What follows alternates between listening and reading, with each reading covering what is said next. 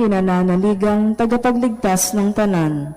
Panginoon, kami bigyan ng tubig na bumubuhay upang kami di mauhaw. Papuri sa'yo, Panginoong Jesucristo, hari ng walang hanggan, kapurihan.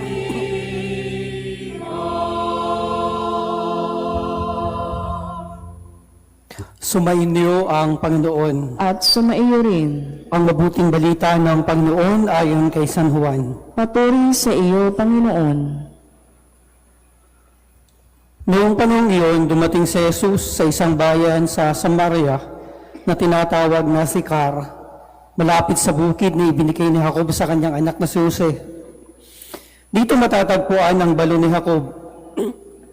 Umupo si Jesus sa tabi nito sapagkat siya ay napagod sa paglalakbay. Halos katanghaliang tapat na noon. May isang Samaritanang dumating upang umigib. Sinabi ni Jesus sa kanya, "Maaari bang makiinom?"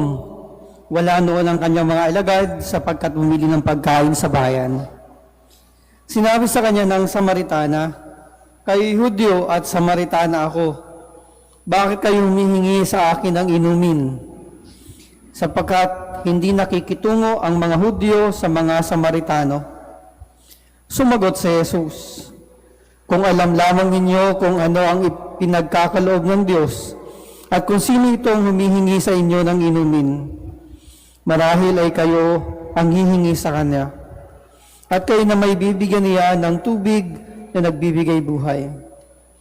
"Ginoo," wika ng babae, "malalim ang balong ito at wala man lamang kayong panalok. Saan kayo kukuha ng tubig na nagbibigay buhay? Higit pa ba kayo kaysa aming mga ninuno? Sa aming ninunong si Jacob na nagbigay sa amin ng balong ito? Uminom siya rito, pati ang kanyang mga anak at ang kanyang mga hayop." Sumagot si Jesus, "Ang uminom ng tubig na ito ay muling mauuhaw, ngunit ang uminom ng tubig na ibibigay ko ay hindi na muling mauuhaw. Ito'y magiging isang bukal sa loob niya, babalong at magbibigay sa kanya ng buhay na walang hanggan."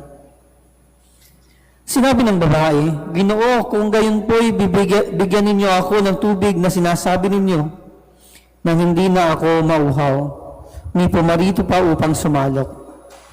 Ginoo, sa wari ko'y propeta kayo, dito sa bundok na ito, sumamba sa Diyos ang aming mga magulang.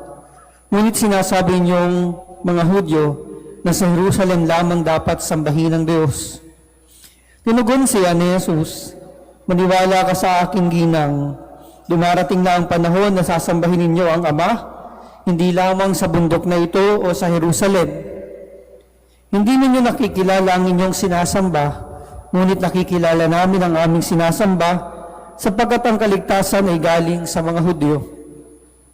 Ngunit dumarating na ang panahon na yun na nga, na ang mga tunay na sumasamba sa Ama ay sasamba sa Kanya sa Espiritu at sa katotohanan. Sapagkat ito ang hinahanap ng Ama sa mga sumasamba sa Kanya. Ang Diyos ay Espiritu, kaya dapat siyang sambahin sa Espiritu at sa katotohanan." Sinabi ng babae, "Nalalaman ko pong paririto ang Mesiyas, ang tinatawag na Kristo.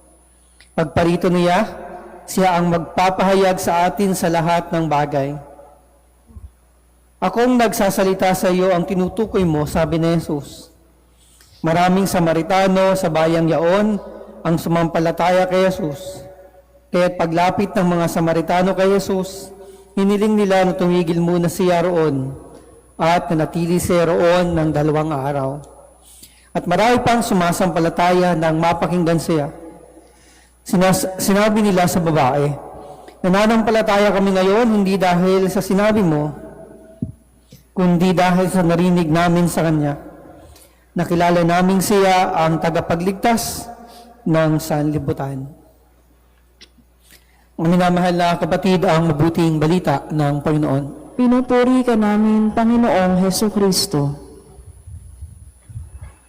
Magandang hapon at magandang buhay po sa ating lahat, mga minamahal na kapatid. Ayon po sa pag-aaral, ang ating katawan ay binubuo ng humigit kumulang 70% ng tubig. No? More or less 70% of our body is composed of water. Kung kaya nga sinasabing kaya nating mamuhay ng 3 hanggang 4 na linggong walang pagkain, pero hindi natin kayang mabuhay ng 4 hanggang 5 araw na walang tubig. Ganon kahalaga ang tubig sa ating katawan, sa ating buhay. Kung kaya nga, kalimitan sa mga karamdaman nating mga tao ay dahil sa kakulangan natin ng pag-inom ng tubig. Mga minamahal na kapatid, ang ating mga pagbasa ngayon, particularly ang ating unang pagbasa at ang ating ebanghelyo ay may kinalaman sa tubig. Sa ating unang pagbasa sa aklat ng Eksodo, ang mga Israelita ay nagreklamo kay Moises sapagkat sila ay nakakaramdam ng uhaw. O sila ay nasa ilang, nasa disyerto. Nagreklamo sila sapagkat sa Ehipto ay matiwasay at maginhawa ang buhay nila. Subalit, sa disyerto, sa ilang, sila ay nauuhaw. Ang pagkauhaw na ito ng mga Israelita ay may 2 kahulugan. Una, yung literal na kahulugan ng pagkauhaw, maaaring sila ay nagkukulang sa supply ng tubig, kung kaya pinabukal ng Diyos ang tubig mula sa bato. At maaari rin itong metaphorical o symbolical na pagkauhaw na minis nila yung comfort, yung komportabling buhay sa Ehipto dahil sa ilang sila ay naglalakbay at walang kasiguraduhan kung saan paroroon. Sa atin namang ebanghelyo, napakinggan natin ang tagpo kung saan si Jesus ay humimpil sa bukid sa Sikar, sa balon ni Jacob. At doon ay nakatagpo niya ang babaeng Samaritana. By the way, yung conversation na ito very unlikely. Why? Dahil during that time, even until now, there's a long-standing conflict between the Jews and the Samaritan. No, much less a woman, no?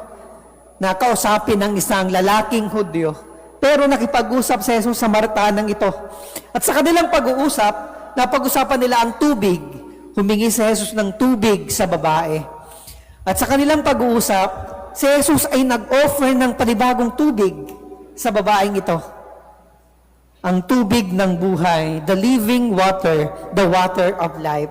And who is this water of life? It is Jesus Himself, ang tubig ng buhay. Mga minamahal na kapatid, ipinapaalala sa atin ang kahalagahan hindi lamang ng pisikal na tubig, kundi ni Jesus, ang tubig ng buhay sa ating buhay. The living water.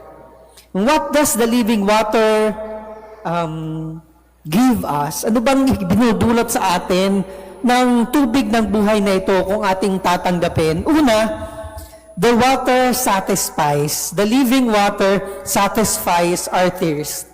Meron po tayong iba't ibang uri ng pagkauhaw. Literal at symbolical na pagkauhaw. Kung minsan nauuhaw ang marami sa atin sa kapangyarihan, nauuhaw sa kayamanan, nauuhaw sa kasikatan, yung iba uhaw na uhaw sa pagmamahal, uhaw na uhaw sa pangunawa, uhaw na uhaw sa pagtanggap. At kung minsan inahanap natin ang solusyon sa pagkauhaw na ito sa mga material na bagay, sa kapangyarihan, sa kayamanan, o kaya sa iba't ibang uri ng relasyon at ugnayan, hinahanap natin ito. But then we find ourselves thirsting for more. At mayroong bahagi ng ating puso, bahagi ng ating pagkatao na kailanman hindi kayang mapunan ang pagkauhaw nito. Why? Because that kind of tears ay hindi kayang punan ng material na bagay at ng ugnayan natin sa ating kapwa. Because only the living water can quench that kind of thirst. Only the living water can satisfy that kind of thirst. Kaya kung minsan parang hungkag, parang kulang yung ating buhay, bakit? Kasi ang layo-layo natin sa Diyos. Maraming uri ng pagkauhaw, pero may isang uri ng pagkauhaw na tanging si Jesus lamang ang kayang magpuno, ang kayang magbigay ng kaginhawahan sa atin. And so let us open ourselves to Jesus, the living water, who can satisfy our longing for meaning, our longing for love, our longing for mercy. Second, the living water cleanses us. Maliban po sa katotohanan that the water is a universal solvent, it is also a universal cleanser. Mahirap maligo ng sabon lamang ang gamit, walang tubig. Hindi mo tatanggal ang dumi sa iyong mga damit kapag iyong nilabhan kung sabon lang ang iyong gagamitin at walang tubig. Water is also a universal cleanser. And Jesus, as the living water, cleanses our soul through the sacrament of confession, through the sacrament of reconciliation. Nililinis ng Diyos ang ating pagkatao, ang ating buhay.